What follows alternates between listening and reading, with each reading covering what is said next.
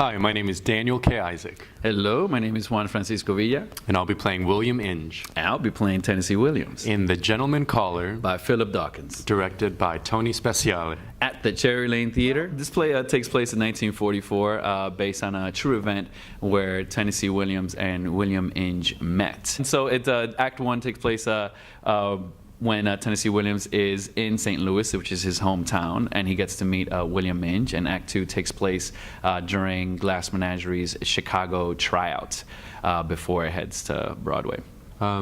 I guess William Inge is the lesser known of the two playwrights as far as his, private life is concerned. So there aren't too many books written about him, but there were two books that the playwright Philip referred me to, and I went about reading he had 4 back-to-back Broadway hits, so I read them in their order of opening. So it was Come Back Little Sheba, Picnic, Bus Stop, and The Dark at the Top of the Stairs.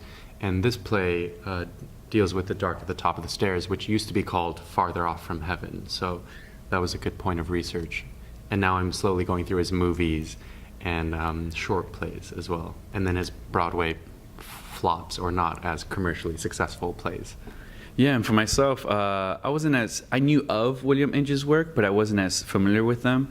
So that's been a recent thing that I've been getting involved with his work to get a better idea of the connection Tennessee Williams has to Billy Inge. Tennessee Williams himself, Bill. Tennessee Williams is by far has the flashier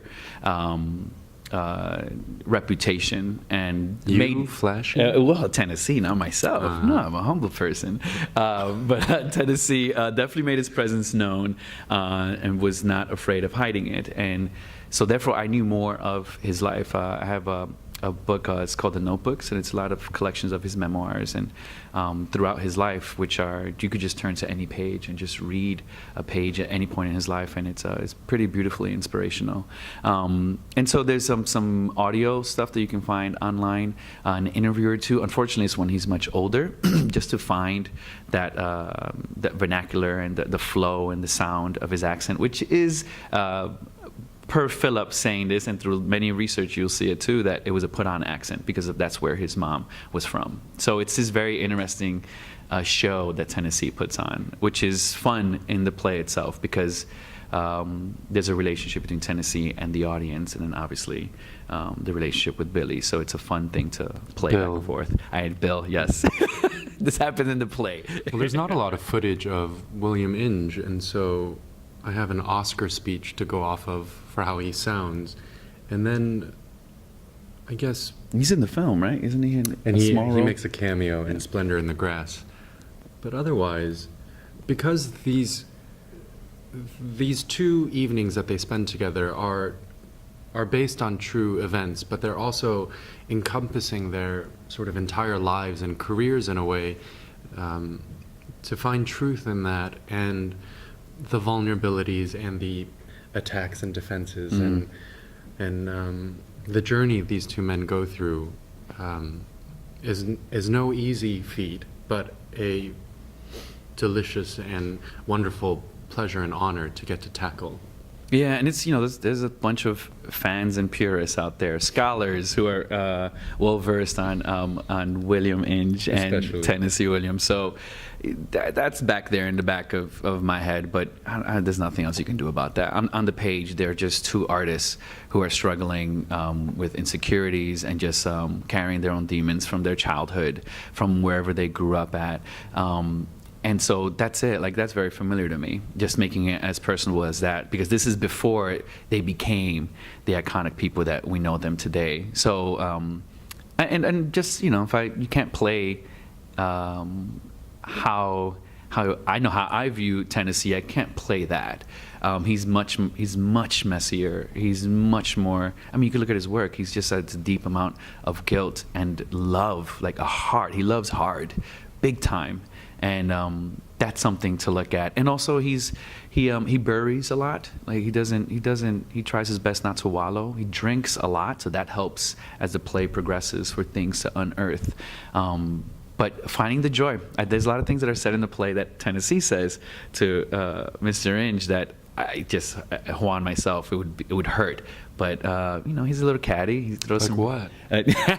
There's some shade thrown in there also consistently throughout the play, and it's just to find the joy in that and the revelry. It's so far has been fun, but there are some days I leave and I feel bad. Philip Dawkins had a play in the fall called Charm at MCC, and one of my best friends, Keeley Gibson, was his playwright assistant, and Philip's boyfriend watches this show I'm on called Billions. So when there was a reading of The Gentleman Caller last year, his boyfriend, and through meeting Philip through Keeley, recommended me to play this part, and so I've been with it ever since. Yeah, and for myself, I've known Philip for over a decade from back in Chicago. I lived in Chicago for a long time. And the opportunity came up for the role, which it would be something I would want to play, but never would have allowed myself to even pursue and say, hey, Philip, I know you're doing this play. You should look at me for that. I couldn't bring myself to do that. But the fact that he contacted me, because of our relationship, he's seen my work through the years, so he saw something that seemed to fit with Tennessee. And before he was here for the first few days of rehearsal, and he constantly was saying, no, it's just bring more of you. Like just embrace that. And that's been fun to explore certain sides of myself. I'm born and raised in California. I went to school in UC San Diego, and then I wanted to pursue theater, and so knew New York was the best theater town. I was already equity, so I couldn't move to Chicago because there weren't as many equity houses there. There's not as many, no. And so I moved to New York. It'll be 10 years this summer. I moved to New York, and I guess I've fallen into more TV and film, but my love and passion has always been for theater. So I've worked downtown mostly, and this Cherry Lane is as far uptown. That's not true. I went to 5090s 59, but What'd you do there?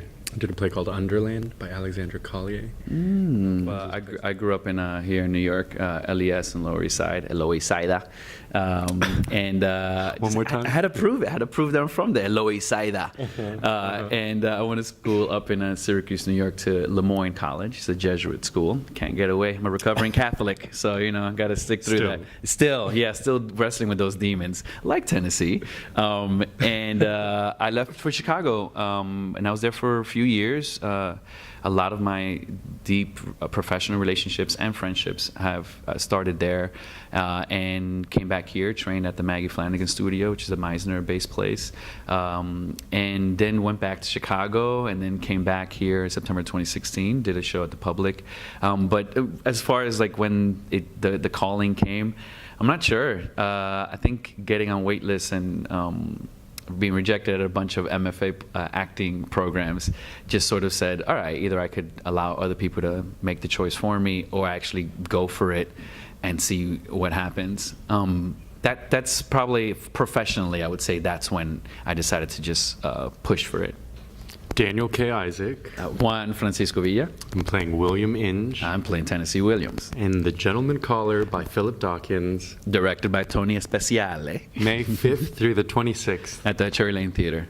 Presented by Abingdon Theater. For their 25th anniversary season. That's right.